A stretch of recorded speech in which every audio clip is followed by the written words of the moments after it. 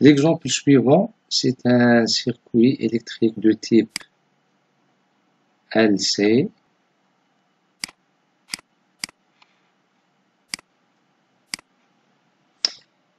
avec une entrée U de T LC et une sortie Y de T. Forme de bloc. Une entrée U de T, une sortie Y de T. En appliquant la loi d'Email de Kirchhoff, je vais obtenir U de T égale, si nous avons un courant ici, I, égale à L, TI sur DT, plus la sortie Y. La sortie Y, elle est égale à 1 sur C intégrale I dt. Pour trouver la relation entre U et Y, je dois éliminer le I dans ces deux équations. Équation 1, équation 2. Si je considère l'équation 2, je la dérive, j'obtiens Y point égale à I sur C, qui veut dire que I égale à C, Y point. Je vais prendre ce I et le remplacer dans l'équation 1. Mais l'équation 1 contient la dérivée de I. Donc, je serai obligé de dériver aussi cette équation. Alors, dI sur dt sera égal à C, Y, 2 points. Maintenant, je peux remplacer le TI ici. J'obtiens alors U de T égale à L, dI sur dt, qui est C, Y, 2 points, plus Y. Je réarrange cette équation. J'obtiens alors Y 2 points, plus 1 sur LC Y, égale à 1 sur LC, U. Et c'est l'équation différentielle du circuit LC.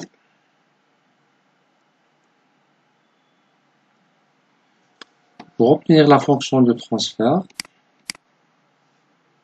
j'applique le Laplacien aux deux membres de cette équation.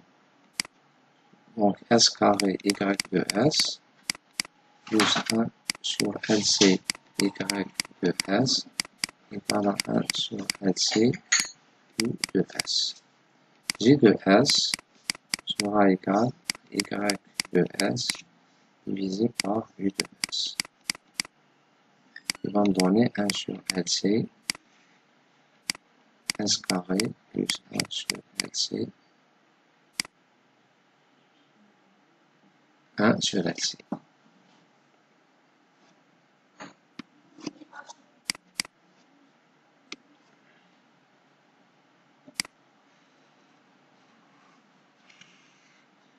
C'est la fonction de transfert. La représentation d'état de ce système, je vais choisir x1 égale à y, x2 égale à y. Je dérive x1 point égale x2 et x2 point égale à y2 point qui est égal à moins 1 sur LC x1 plus 1 sur LC U. Sous sa forme matricielle, x1 point, x2 point, est égal à la matrice A, fois x1, x2, plus la matrice B, fois c'est 0, 1 sur LC. Ici c'est 0, 1, et moins 1 sur LC, 0.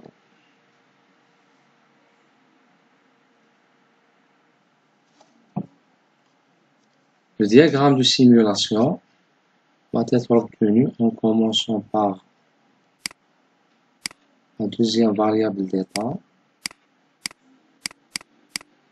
x2 point, x2.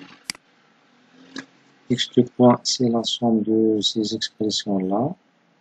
Donc, c'est 1 sur LC fois le signal d'entrée U de T et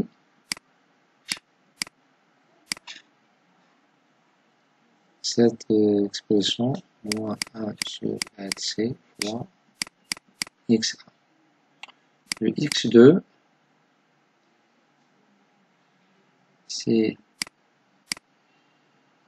lui-même X1 point. Je l'intègre pour obtenir le X1. Et je prends, pardon,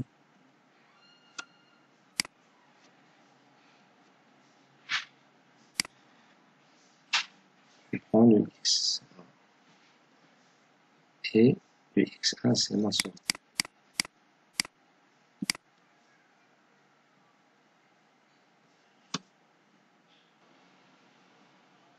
L'exemple suivant est un circuit électrique RCL, résistance, condensateur et bobine. Entrée U de T, R, C et L. Le circuit traversé par un courant I et je vais prendre la sortie ici. La loi d'Emmail me donne U de T égale à R I plus 1 sur C intégrale I dt plus Y. Et Y, c'est la tension borne de la bobine, c'est L dI sur dt. Équation 1, équation 2.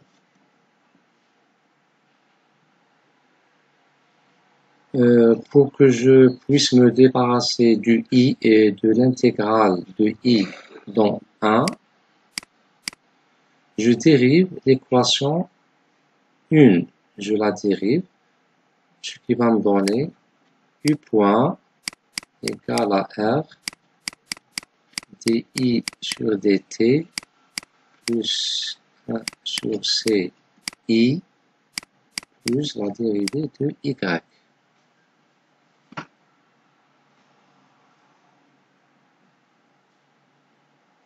Maintenant, je vais calculer le dI sur dt de la deuxième équation. Donc, c'est Y sur L. Je remplace cette expression ici. Je vais trouver U point égale à R sur L Y plus 1 sur C I plus Y point. Pour trouver une relation entre les Y et les U, il me reste un I ici. Pour éliminer ce I, je dois dériver cette équation une deuxième fois, où je vais obtenir U de point égale à R sur L Y point plus 1 sur C dI sur dt plus le Y point. Et je remplace une autre fois cette expression ici, ce qui va me donner U de point égale à R sur L Y point plus 1 sur C L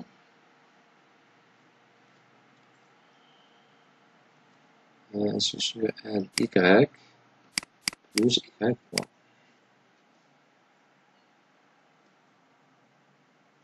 Ici c'est Y de point ici c'est... Pardon, ici c'est une seule dérivée, et ici c'est deux dérivées.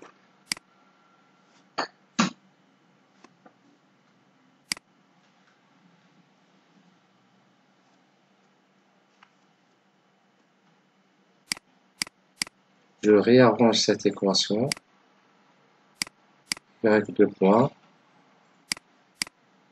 plus R sur L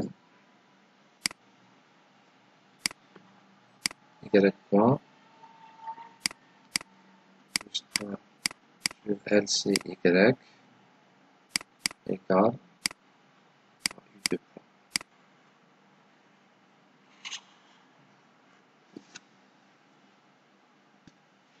Pour la fonction de transfert, je prends la transformée de Laplace des deux membres de cette équation différentielle qui va me donner S carré plus L sur L S plus 1 sur LC Y de S égale à S carré U de S. Donc J de S va être Y de S divisé par U de S. Y c'est U, c'est S carré sur S carré plus S sur LS plus 1 sur LC.